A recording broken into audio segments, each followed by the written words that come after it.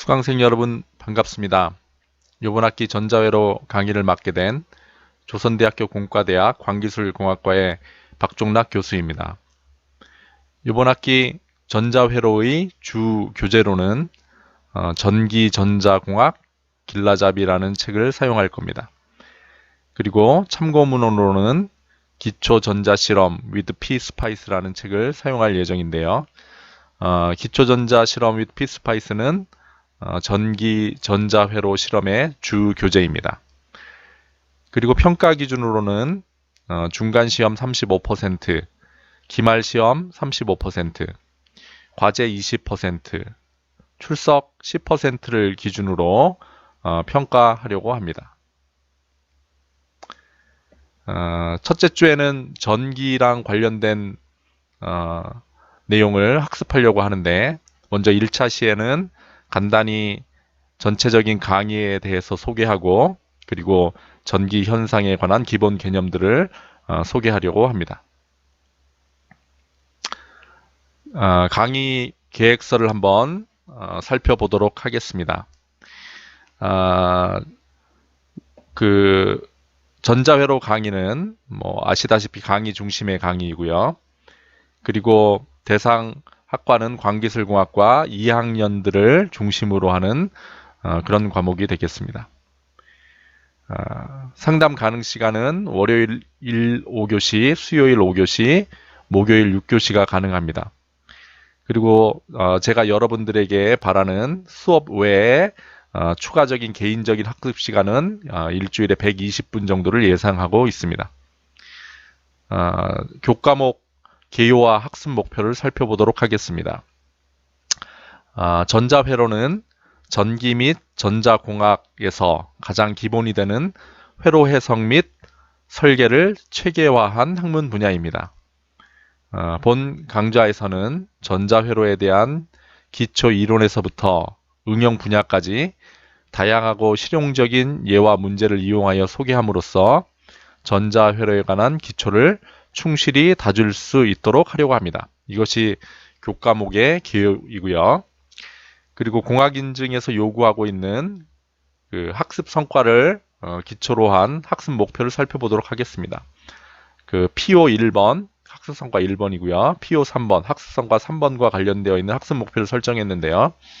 먼저 수학, 기초과학, 그리고 공학의 지식과 정보기술을 전자회로 관련 문제 해결에 응용할 수 있다. 이것이 첫 번째 학습 목표가 되겠고요. 그리고 전자회로 관련 문제를 정의하고 공식화할 수 있다. 이것이 두 번째 학습 목표가 되겠습니다. 말씀드린 것처럼 주 수업 방법은 강의를 기본으로 진행을 할 거고요.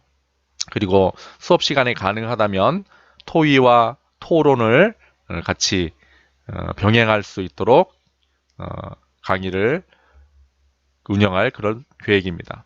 그 다음에 성적 및 평가 비율은 아까 말씀드린 것처럼 중간 35%, 기말 35%, 그리고 과제 20%, 출석 10%입니다. 그리고 시험 및 과제 피드백 방법은 시험은 중간고사, 기말고사를 지필고사 형태로 볼 예정이고요. 그리고 과제는 여러분들이 제출한 다음에 아까 말씀드린 상담 시간을 이용해서 질문이 있으면 찾아오셔서 질문해 주시면 개인별 질문에 1대1로 그 궁금증을 해결해 드리는 그런 피드백을 제공할 예정입니다. 그리고 교재와 참고문헌은 이미 말씀드렸고요. 그리고 수업 운영 정책으로 먼저 4분의 3 미출석의 경우에 성적 중간고사나 기말고사 성적과 관련 없이 F 처리가 됩니다. 이건 학칙에 정해져 있는 기준이어서 이건 꼭 지켜야 되는 거고요. 그래서 출석은 4분의 3 이상을 하셔야 합니다. 그리고 과제 풀이용 노트를 준비하셔서 과제는 노트에다가 작성해 주시기 바랍니다. 그리고 별도로 과제 제출에 관해서는 한 번 더 공지를 하도록 하겠습니다.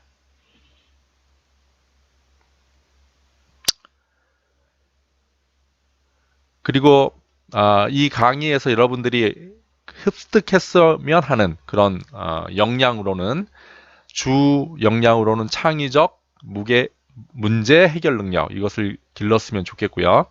그래서 가능하다면 독창적 사고 능력을 배워갈 수 있는 어, 그런 컨텐츠를 그런 그 강의 내용을 여러분들이 제공하고자 노력하려고 합니다. 그리고 두 번째 부하위 역량으로는 정보 분석 활용 능력을 여러분들이 키웠으면 좋겠는데요. 수학, 과학, 공학 지식 정보를 응용할 수 있는 그런 능력을 여러분들이 배양했으면 좋겠습니다.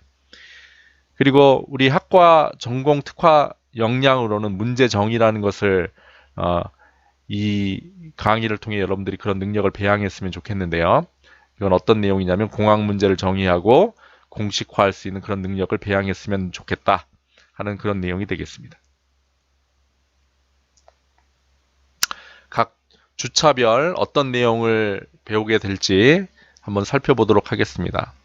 먼저 첫째 주와 둘째 주에는 전기 현상에 관해 다루려고 합니다. 그래서 첫째 주에는 전기 현상이란 무엇인가, 그 다음에 저항이란 무엇인가, 그리고 ohm의 법칙에 관해서 이야기하려고 하고요.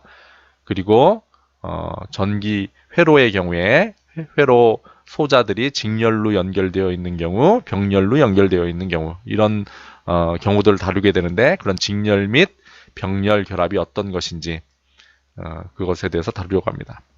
둘째 주에는 전원, 그러니까 에너지를 공급할 수 있는 소스가 되겠죠. 뭐 전압원도 있고 전류원도 있고 그런 전원에 대해서 다루고요. 그다음에 이제 전력, 이거는 이제 단위 시간당 얼마나 많은 전기 에너지가 소모되든가 하는 거랑 관련된 것인데 그런 전력에 대해서 다루고, 그다음에 전원 중에 특히 뭐 독립전원, 종속전원 이런 것들이 있는데 그런 개념에 대해서 다루려고 합니다. 2주까지 끝나고 나면 과제를 제출하셔야 되는데요. 이 과제 문제는 그 주 교재에 있는 예제 문제들입니다. 그래서 아까 말씀드린 대로 그 강의 그 예제 풀이용 노트를 준비하셔서 이 예제 문제를 그 노트에 푸시고 그것을 제출해 주시면 좋겠습니다. 온라인으로 제출해 주면 좋겠는데요. 그러면은 그 푸신 내용을 파일로 바꿔서 뭐 예를 들면 사진을 찍는다든가 뭐 PDF 사진을 찍어 뭐 사진 파일로 보내든가 아니면 PDF 파일로 바꾸던가 해서 거기에 학번과 이름을 기재한 다음에 요 내용이 들어가도록 그 과제 내용을 그 사이버 강의실에 올려주시면 되겠습니다. 그리고 3주와 4주에는 회로 법칙에 대해서 공부하려고 합니다. 그 회로 법칙 중에 이제 키르히호프의 법칙 이제 두 가지가 있는데요. 전압 법칙, 전류 법칙. 그 내용에 대해서 공부할 거고요. 그리고 회로 해석을 하기 위한 몇 가지 방법들이 있는데 이제 루프 전류법, 그다음에 마디 전류법에 대해서 이제 공부할 거고요. 그리고 이제 전원은 뭐 전압원, 전류원 이렇게 있는데 전압원을 전류원으로 바꾸는 방법 또는 전류원을 전압원으로 바꾸는 방법, 그런 이제 전원 변환에 관해서 공부하려고 합니다. 그리고 이제 중첩의 원리, 회로 해석에 있어서 아주 중요한 법칙 중에 하나인데요. 그런 중첩의 원리에 대해서 말씀드릴 거고, 그 다음에 이제 테브닌 등가회로, 노턴 등가회로라는 중요한 개념이 있습니다.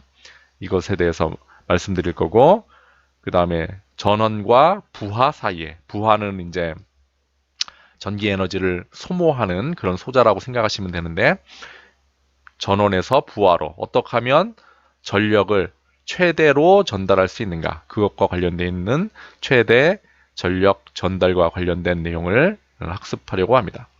그리고 나서 이제 두 번째 과제를 받을 예정입니다. 그리고 5주차에는 이제 몇 가지 회로 소자에 대해서 공부할 예정입니다. 첫 번째는 이제 저항성 소자고요. 보통 R 이렇게 표현하는데, 그 다음에 용량성 소자, 요거는 C 이렇게 표현합니다. 그 다음에 유도성 소자, 요건 L 이렇게 표현합니다. 그래서 저항성 소자는 저항, 용량성 소자는 커패시터, 그 다음에 유도성 소자는 우리가 인덕터, 보통 이렇게 부르는데요. 이것이 중요한 RLC 소자입니다. 이 소자들에 대해서 살펴볼 거고요.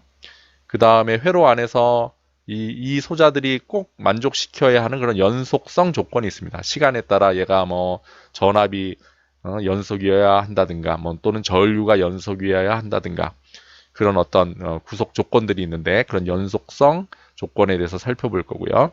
그리고 추가적으로 스위칭 소자에 대해서 살펴볼 겁니다. 그러고 나서 이제 그 세 번째 과제를 받을 거고요. 그 다음에 6주차에는 이제 회로 방정식에 대해서 학습할 예정입니다. 이제 회로를 해석하기 위해서는 이제 회로에 맞는, 회로에 부합하는 그런 회로 방정식을 세울 줄 알아야 되는데, 그 방법에 대해서 공부할 거고요.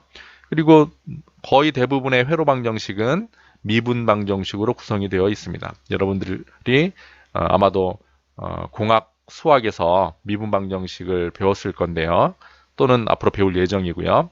그래서 미분 방정식이 어떤 형태를 갖고 있고, 그 다음에 어떻게 그 해를 얻을 수 있는가, 풀이를 할 수 있는가, 이런 것들을 이 전자회로 과목에서도 추가적으로 배우게 됩니다. 그리고 연산자를 이용한 회로 방정식 세우는 방법, 이것에 대해서 학습할 예정입니다. 계속해서 7주차에는 그 회로 방정식에 대해서 공부할 예정이고요. 6주차에서 배웠던 이제 회로 방정식을 어떻게 푸는가, 그리고 그 해가, 그 솔루션이 어떤 형태로 나타나는가 하는 것들을 학습할 예정입니다. 그래서 과도 상태 응답. 이 과도 상태라는 얘기는 이제 시간에 따라 변한다, 이런 얘기입니다. 영어로는 트랜전트라고 하는데, 시간에 따라 어떻게 응답이 변하는가, 그런 과도 상태 응답에 대해서 학습을 하고요. 그 다음에 이제 회로도 뭐 1차 회로, 2차 회로, 이렇게 이제 그 미분 방정식의 형태에 따라서 나누는데, 그럼 1차 회로의 어떤 직류 특성은 어떻게 되는가, 그 다음에 2차 회로의 그 솔루션의 특성은 어떻게 되는가, 이런 것들을 학습할 예정입니다. 그리고 나서 네 번째 이제 과제를 받을 예정이고요. 그 다음에 8주차에는 중간 고사를 볼 예정입니다. 이제 7주차까지 배웠던 내용을 바탕으로 중간고사를 8주차에 볼 예정입니다. 그리고 9주차와 10주차에는 교류 회로에 관하여 학습할 예정입니다. 이제 교류 회로는 이제 전압 또는 전류가 시간에 따라 변하는 그런 회로를 뜻합니다. 교류 회로 그 이전의 회로는 우리가 이제 시간에 따라 변하지 않는 그런 회로죠. 시간에 따라 전압이나 전류가 변하지 않는 회로, 우리가 그 회로는 직류 회로라고 하는데요. 직류 회로를 이제 상반기에 우리가 학습할 예정이고, 이제 중간고사 이후에는 이제 교류 회로부터 학습을 시작할 예정입니다. 그래서 교류란 무엇인가, 그 다음에 얘를 기술하는 방법 중에 페이저라는 방법이 있는데, 그 페이저라는 것이 무엇인가, 그리고 이제 교류 회로를 학습하기 위해서는 복소 임피던스라는 개념을 알아야 되는데, 복소 임피던스의 개념이 무엇인가, 그것에 대해 학습할 예정입니다. 임피던스는 우리가 직류 회로의 저항에 대응되는 그런 개념입니다. 그리고 주파수 응답에 대해서 이야기할 건데요. 그러니까 교류 회로가 어떤 주파수를 갖고 있을 때 회로 응답이 주파수가 변함에 따라 어떻게 되는가 하는 것들을 배울 예정이고요. 그 다음에 교류 회로에서의 전력은 어떻게 계산하는가, 그 다음에 어떤 특성이 있는가, 이런 것들을 배울 예정입니다. 그리고 이제 10주차에는 이제 직렬 LC, L이 이제 그 유도성 소자, C가 아까 말씀드린 용량성 소자죠. 그래서 직렬 LC 회로 또는 병렬 LC 회로는 어떤 특성을 갖고 있는가, 그 다음에 직렬 RLC 회로는 또는 병렬 RLC 회로는 어떤 특징을 갖고 있는가, 그리고 교류 회로에서 아주 중요한 개념인데요. 공진이라는 현상이 있습니다. 그 회로의 특성, 어떤 특정한 회로가 갖고 있는 고유의 어떤 주파수가 있는데, 만약에 전원이 그 고유의 주파수와 같은 그런 주파수를 갖고 있다면 아주 전력 전달이 왕성하게 아주 최대로 그런 일어날 수 있는 그런 조건을 만족하게 되는 걸 공진이라고 합니다. 그것에 대해서 이제 이야기할 예정입니다. 그리고 5번째 과제를 받을 예정입니다. 그리고 11주차에는 반도체에 대해서 간단히 말씀드릴 거고요. 그래서 이제 뭐 물질의 원자 이론 이런 것들을 잠깐 살펴보고 그다음에 반도체란 무엇인가 그것을 잠깐 살펴보려고 합니다. 그리고 반도체 소자 중에 가장 기본이 되는 이제 PN 접합 다이오드라는 것이 있는데 우리가 이제 P형 반도체, N형 반도체를 이렇게 접합해 놓은 그런 소자죠. 그래서 이 소자의 특성에 대해서 한번 살펴보려고 합니다.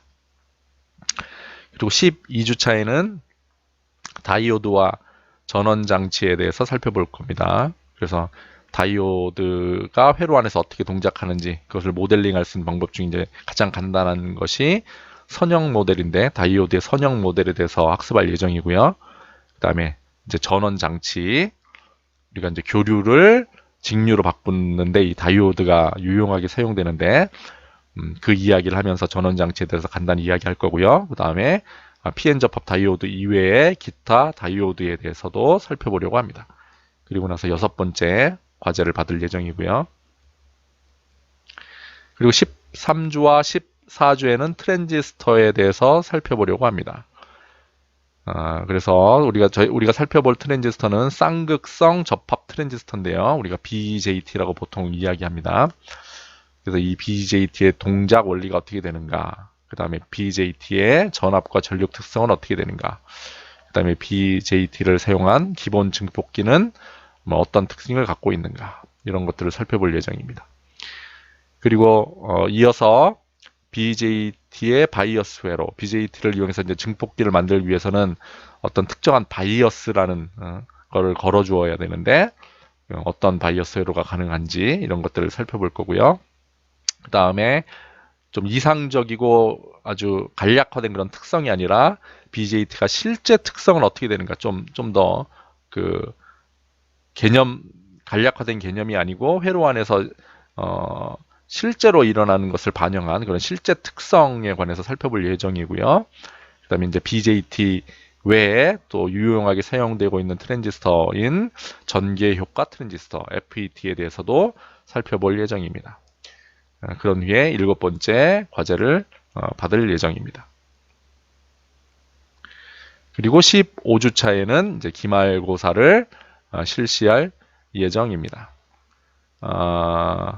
학교 안에 이제 교수학습 지원센터에 여러 가지 학습 프로그램이 있고요. 그 다음에 CUSP 문화 마일리지와 비교육 과정이 학교에서 운영되고 있는 것들이 있는데 강의를 들으시면서 혹시 비교과 과정과 관련되어 있는 도움을 받으실 기회가 되신다면 이 사이트들을 참고하셔서 한번 어떤 도움을 받을 수 있는지 한번 살펴보실 것을 권장해 드립니다.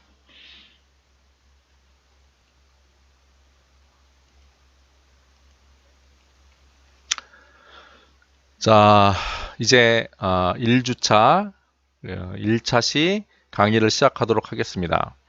1주차 1차 시에 여러분들이 공부할 핵심 개념으로는 이 세 가지가 있습니다. 전기 현상이란 무엇인가, 그리고 전압이란 무엇인가, 그리고 전류란 무엇인가. 자, 이 강의가 끝난 다음에 이 세 가지 개념에 대해서 여러분들이 확실하게 그리고 명확하게 이야기할 수 있으면 좋겠습니다. 이제 한번 강의를 이어가 보도록 하겠습니다. 먼저 전기 현상에 대해서 살펴볼 건데요. 전기 현상을 만약에 한마디로 정의한다면 다음과 같이 정의할 수 있을 것입니다. 자, 양과 음의 부호를 가진 두 종류의 전하가 나타내는 여러 가지 다양한 자연현상, 이걸 우리가 전기현상이라고 할 수가 있습니다. 여기를 살펴보면 아시겠지만 전하에는 두 종류가 있다는 거죠. 그러니까 양전하, 음전하. 그러니까 플러스의 부호를 갖고 있는 전하가 있고 마이너스의 부호를 갖고 있는 그 두 종류의 전하가 있다. 그런데 얘네들이 만들어내는 여러 가지 현상이 바로 전기 현상이다. 그림 오른쪽에 있는 그림에 나타나 있는 요 모양은 이제 어떤 원자를 모형화한 거죠. 가운데 보면 원자 핵이 있는데 원자 핵 안에는 이제 양성자와 중성자가 들어 있습니다. 근데 이 양성자가 바로 그 양의 부호를 가진 대표적인 전하입니다. 중성자는 전하를 갖고 있지 않지요. 그리고 이 원자 핵 주위에 마치 태양 주위에 뭐 지구가 공전하고 있듯이 전자들이 어떤 특정 궤도에서 이렇게 회전하고 있습니다. 이 전자가 바로 대표적인 음의 부호를 갖고 있는 전하입니다. 그래서 이렇게 원자 핵에 이렇게 붙잡혀 있는 전하를 우리가 보통 속박전하라고 하는데 그 속박전자라고 하는데 그 전자 중에 일부가 그 핵의 구속력을 벗어나서 자유롭게 돌아다닐 수가 있는 그런 전자가 존재합니다. 그런 전자를 우리가 보통은 자유전자 이렇게 이야기를 하죠. 그래서 몇 가지 용어들을 한번 살펴보겠습니다. 우리가 보통 전기 중에 동전기라는 말을 쓰는데 요거는 우리가 도체 내에서의 전하의 운동을 이야기하는 그런 용어가 되겠습니다. 그리고 또 동전기에 대비돼서 정전기라는 말을 많이 쓰죠. 이것은 절연 물질의 마찰에 의한 전기 이런 것들을 우리가 보통 전기라고 합니다. 도체는 전하가 자유롭게 움직일 수 있는 그런 물체를 뜻하고요. 그다음에 절연 물질은 전류가 잘 흐르지 않는 도체가 아닌 그런 물질들을 우리가 절연 물질이라고 하죠. 그리고 아까 말씀드린 것처럼 자유전자는 핵의 구속력에서 벗어난 전자를 우리가 자유전자라고 하고 이 자유전자가 바로 전류의 전도에 그런 기여하는 그런 전하가 되겠습니다.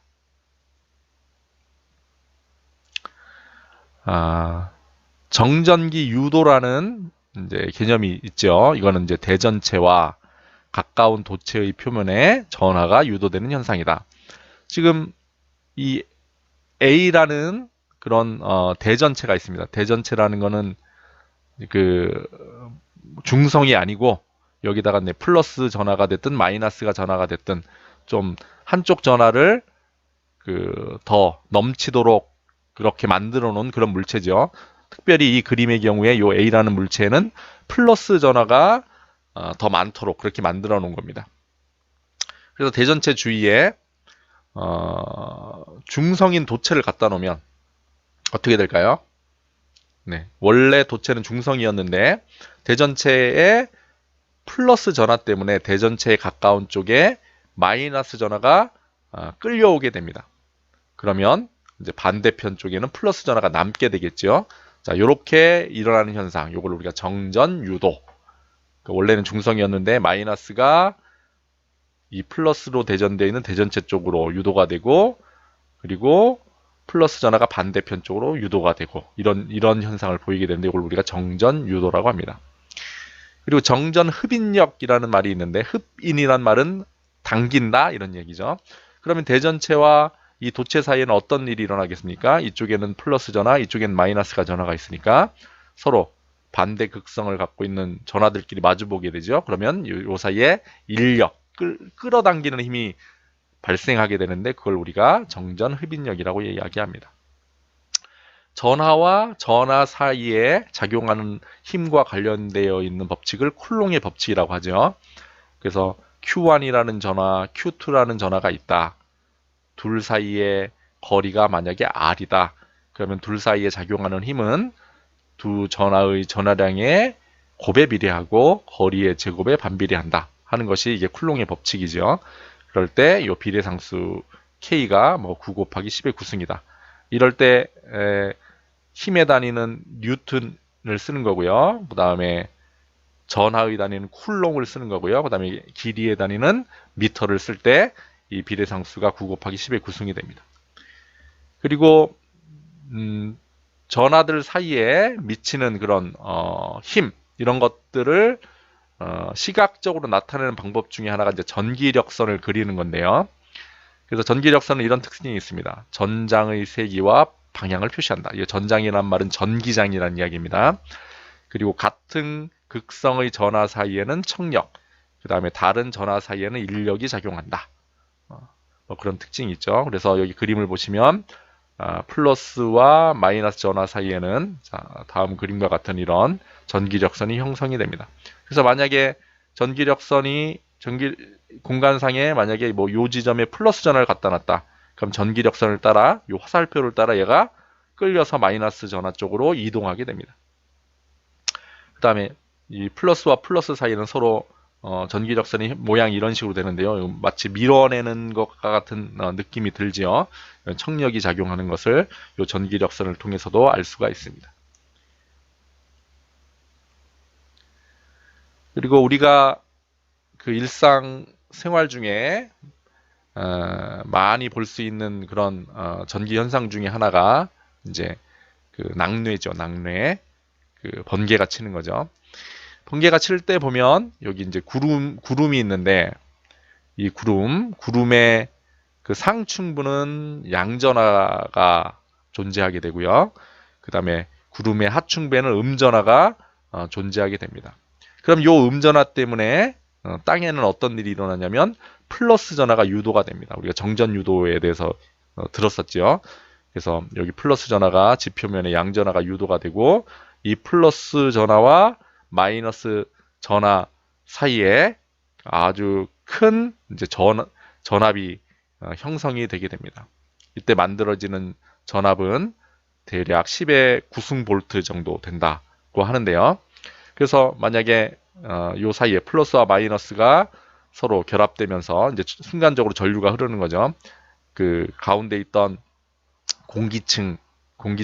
공기가 그 플러스 전화, 마이너스 전화 사이에서 그 전압을 이기지 못하고 브레이크다운이 일어나는데 이걸 우리가 보통 절연 파괴라고 하는데 그런 현상을 통해 전류가 흐르게 됩니다. 이럴 때 만들어지는 요 전류로 뭐 100와트짜리 전구 수억 개를 몇 시간 동안 점등이 가능한 그런 전류가 발생된다고 알려져 있습니다.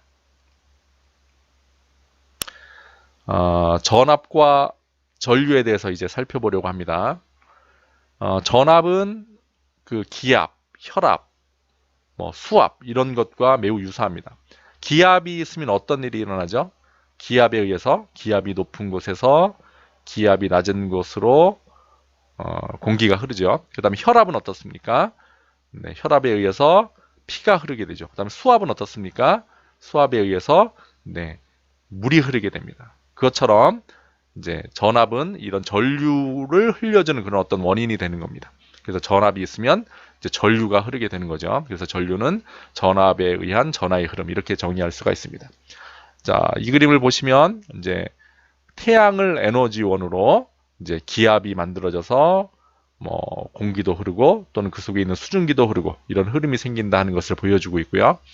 그 다음에 이 그림은 혈압에 의해서 심장 한쪽에서 혈압이 높은 곳에서 혈압이 낮은 쪽으로 이렇게 피가 흐르게 되는, 그래서 혈압이 높은 쪽 심장에서 나오는 쪽으로 있는 것을 우리가 동맥이라고 하고, 그 다음에 그 심장 쪽으로 들어가는 그런 우리가 그 혈관을 정맥이라고 하죠.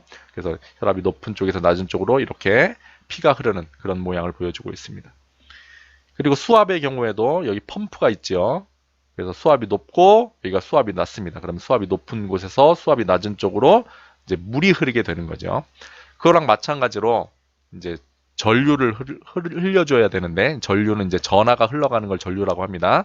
그러려면 전압이라는 것이 있어야 된다 하는 이야기죠. 그래서 전압이 높은 곳, 플러스라고 쓴 곳이 이제 전압이 높은 곳인데, 전압이 높은 곳에서 전압이 낮은 곳으로 바로 전류가 흘러간다 하는 것이죠. 그런데 이제 전류가 흘러가는 방향의 정의가 처음에 정해질 때 플러스 전하를 기준으로 정해졌습니다. 실제로 대부분의 전류는 그 마이너스 전하인 전자에 의해서 발생을 하는데, 처음에 이 기준을 만들 때는 그거를 몰랐었을 때입니다. 그래서 전류는 사실 플러스 전압에서 마이너스 전압으로 이렇게 흐르지만, 플러스 기준으로 보니까 그렇죠. 실제 전자는 반대로 흐르게 됩니다. 그래서 이제 이 그림에 보면 전자의 흐름 방향은 반대로 되어 있죠. 이것이 좀 뭐 개념상으로 좀 헷갈리는 그런 부분이 되겠지만, 이건 꼭 약속이기 때문에 기억하셔야 됩니다. 전류의 방향은 플러스 전압에서 마이너스 전압 방향이다. 그리고 플러스 전하를 기준으로 한다. 따라서 마이너스 전하의 경우에는 우리가 보통 이야기하는 전류의 방향과 반대 방향으로 흐른다. 이렇게 기억하시면 되겠습니다. 자, 전압과 관련해서는 이제 전기장이라는 개념을 이용해서 전압을 이제 정량적으로 또 설명을 하는데요. 이거는 이제 중력장하고도 비슷합니다. 우리가 중력장은 높이가 높은 곳에서 높이가 낮은 곳으로 중력에 의해서 질량 M을 갖고 있는 물체를 이제 끌어당기게 되죠. 마찬가지로 전기장은 이제 전압이 높은 곳에서 전압이 낮은 곳으로 플러스 전하를 끌어당기는 뭐 이런 성질을 갖고 있습니다. 그래서 보통 중력장 안에서의 힘은 우리가 mg라고 쓰죠. 그래서 이 g가 중력장이고 F가 힘인데 전기장 안에서의 힘은 우리가 QE라고 씁니다. Q가 전하량이고 여기 써 있는 E가 바로 전기장인 겁니다. 그래서 서로 유사성을 갖고 있죠. 그래서 이게 중력장 G와 바로 전기장 E 이것이 서로 유사성을 갖고 있고요. 중력장에서의 이 질량에 해당되는 M이 바로 전기장에서는 전하량 Q가 되겠습니다. 우리가 중력장 안에서는 위치 에너지를 어떻게 표시하죠? 네, mgh 이렇게 표시하죠. 그러니까 여기 마이너스인 곳보다 높이가 높은 요 플러스인 곳은 우리가 mgh만큼의 위치 에너지를 갖고 있다. 이렇게 이야기하는데 만약에 단위 질량당 뭐 1kg당 위치 에너지가 얼마냐 하면은 mgh를 m으로 나눠주면 되겠죠. gh라는 위치 에너지를 갖고 있을 겁니다. 그거랑 마찬가지로 마이너스 전압이 마이너스인 곳에서 플러스인 곳, 요 사이에 위치 에너지가 얼마나 크냐면 바로 QEL, L이 이제 길입니다. 요만큼 위치 에너지를 갖고 있는데 단위 전하당 위치 에너지 얼마냐? 그러면 우리가 전기장 E와 요 길이 L, 네, 곱 EL이라고 이야기할 수 있을 것입니다. 그래서 요 바로 단위 전하당 위치 에너지, 우리가 이것을 전압으로 정의해서 사용하고 있습니다. 자, 여기 이제 공식으로 적어놨는데요. 자, 전압은 전기장 곱하기 길이다. 이렇게 이야기하면 되고요. 그 다음에 단위는 볼트를 사용합니다. 그래서 이게 이제 건전지의 모양인데요. 보통 여기 뾰족한 이쪽이 플러스 극이고 이 아래쪽이 마이너스 극이죠. 여기가 전압이 높은 곳이고 여기가 전압이 낮은 곳인데 회로도를 그릴 때 그 심볼로는 다음과 같은 심볼을 사용합니다. 그래서 조금 헷갈릴 수 있는데 긴 바, 이게 이제 선을 길게 그렸죠. 이게 플러스고 여기 짧은 바가 마이너스입니다. 자, 요 그림하고 서로 좀 반대되는 것 같긴 한데 그래서 여기가 전압이 높은 곳, 여기가 전압이 낮은 곳, 요 심볼을 꼭 기억하셔야 되겠습니다. 그리고 이제 전류는 전하의 흐름이라고 했죠. 근데 이걸 정량적으로는 어떻게 이야기하냐면 단위 시간당 흘러간 전하의 양 이렇게 정의합니다. 그래서 이게 dq라고 쓴 것이 전하가 흘러간 양을 뜻하는 거고요. dt라는 것이 시간이 경과된 양을 뜻합니다. 그래서 뭐 수학적으로는 미분인데 어쨌든 dt라는 시간 동안 dq라는 전하가 흘러갔다. 그러면 전류는 dq 나누기 dt 이렇게 정의합니다. 그래서 단위는 암페어입니다. 그리고 말씀드린 것처럼 도체는 자유전자가 풍부한 물체, 그래서 전류가 잘 흐르는 그런 물체를 뜻하고요. 그 다음에 부도체는 자유전자가 거의 없는 물체, 그래서 전류가 잘 흐르지 않는 물체. 아까 강의 내용에서는 절연체라고도 표현을 했죠. 그것과 같은 개념이라고 생각하시면 됩니다. 자, 전압과 전류를 한번 정리해 보겠습니다. 자, 전압은 단위 전하를 한 지점에서 다른 지점으로 이동하는 데 필요한 일이다. 위치 에너지라고 생각하시면 됩니다. 전기장과 관련된 위치 에너지. 그래서 공식으로는 전기장 곱하기 길이 이렇게 되죠. 그 다음에 전류는 전하의 흐름으로, 전류란 말 자체는 전하의 흐름이란 얘기죠. 정량적으로는 뭐 어떤 단면을 통해서 단위 시간당 흐르는 전하의 양이다. 이렇게 정의할 수가 있습니다. 자, 이제 1주차 1차 시를 이제 마칠 시간이 되었습니다. 처음에 강의를 시작할 때 전기, 그리고 전압, 전류 요 세 가지 개념에 대해서 이 수업이 끝난 다음에 말씀할 수 있었으면 좋겠다. 확실하게 이해할 수 있으면 좋겠다. 이렇게 말씀을 드렸는데, 자, 전기, 전압, 전류에 관해서 한번 정리해서 말씀을 할 수 있을까요? 자, 전기 현상은 어떤 현상이지요? 네.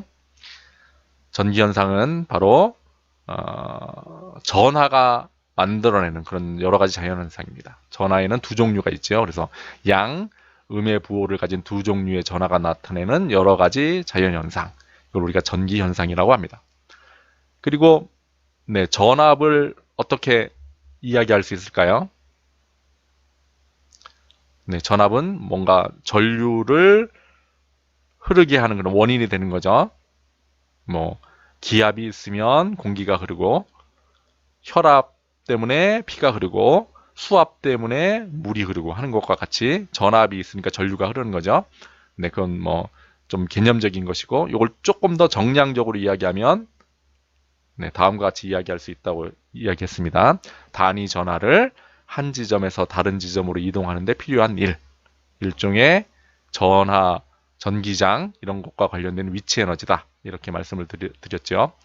그리고 마지막으로 전류는 뭐죠? 전류는 이제 전하의 흐름이죠. 근데 정량적으로는 어떻게 정의한다고 했죠? 네. 전하의 흐름으로 정량적으로는 어떤 단면을 통해서 단위 시간당 흐르는 전하의 양이다. 이렇게 정의할 수 있다고 말씀을 드렸습니다. 자, 이제 전기, 전압, 전류에 관해서 확실한 개념을 가지셨을 거라고 생각합니다. 1주차 1차 시를 마치도록 하겠습니다. 수강생 여러분 수고하셨습니다.